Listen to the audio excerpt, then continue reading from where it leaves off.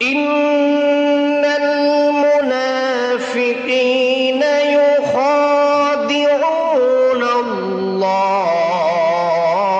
ওয়া হুয়া খাদিউহুম। নিশ্চয়ই যারা মুনাফিক তারা দুনিয়াতে লোক দেখানোর জন্য ইবাদত বন্দেগি করে। তারা যেহেতু দুনিয়াতে আল্লাহর জন্য একনিষ্ঠভাবে ইবাদত বন্দেগি করে নাই, মানুষ যেন খুশি হয় এই জন্য তারা ইবাদত বন্দেগি করেছে। যেহেতু দুনিয়াতে মানুষ বান্দার সন্তুষ্টির জন্য ইবাদত বন্দেগি করেছে, আল্লাহ রাব্বুল আলামিন কিয়ামতের ময়দানে তাদেরকে ধোঁকা দিবেন যেভাবে তারা দুনিয়াতে আল্লাহকে ধোঁকা দিয়েছে। এজন্য আমাদের কোরআনুল কারীমের এই আয়াতে কারিমা থেকে যে শিক্ষা নিতে হবে তা হলো এই যে দুনিয়াতে যতটুকুন ইবাদত বন্দেগি আমরা করব, এই ইবাদত বন্দেগি পরিপূর্ণভাবে একনিষ্ঠভাবে আল্লাহর রাজি এবং খুশির জন্যই করব। যদি আল্লাহ তাআলার চাওয়া পাওয়া হলো যে বান্দা একমাত্র আমার জন্য একনিষ্ঠভাবে সে যেই কাজগুলি করবে, ইবাদতগুলি করবে, সব কিছুই কেবলমাত্র আমার রাজি খুশির জন্যই করবে, আমার সন্তুষ্টির জন্যই করবে। যদি বান্দা আমার সন্তুষ্টির জন্য ইবাদত করতে পারে, তাহলে আশা করা যায় এই বান্দার জন্য জান্নাতে যাওয়াটা অতি সহজ হবে। কিন্তু যদি বান্দা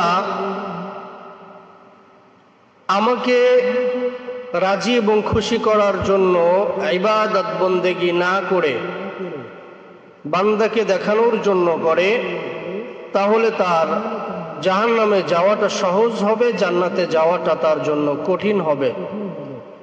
নবীজি একাধিক হাদিসের মধ্যে বলেছেন বরং এটা অসম্ভব। ফকিহ আবুল লাইস সমরকন্দি রহমাতুল্লাহ আলাইহি তিনি বলেন, হযরত মাহমুদ বিন লাবিদ রাদিয়াল্লাহু তাআলা আনহু থেকে বর্ণিত, রাসূল সাল্লাল্লাহু আলাইহি ওয়াসাল্লাম ইরশাদ করেছেন, তোমাদের জন্য যে বিষয়টি আমার কাছে সব থেকে বেশি ভীতিকর সেটি হলো ছোট শিরক। সাহাবায়ে কিরাম জিজ্ঞাসা করলেন, ইয়া রাসূলুল্লাহ, ছোট শিরক এটা কি, বড় শিরক এটা কি? এটা তো আমরা জানি যে আল্লাহর সাথে শিরিক করা, আল্লাহ রাব্বুল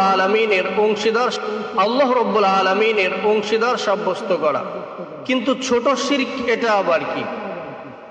তখন রাসূল সাল্লাল্লাহু আলাইহি ওয়াসাল্লাম বললেন যে রিয়া,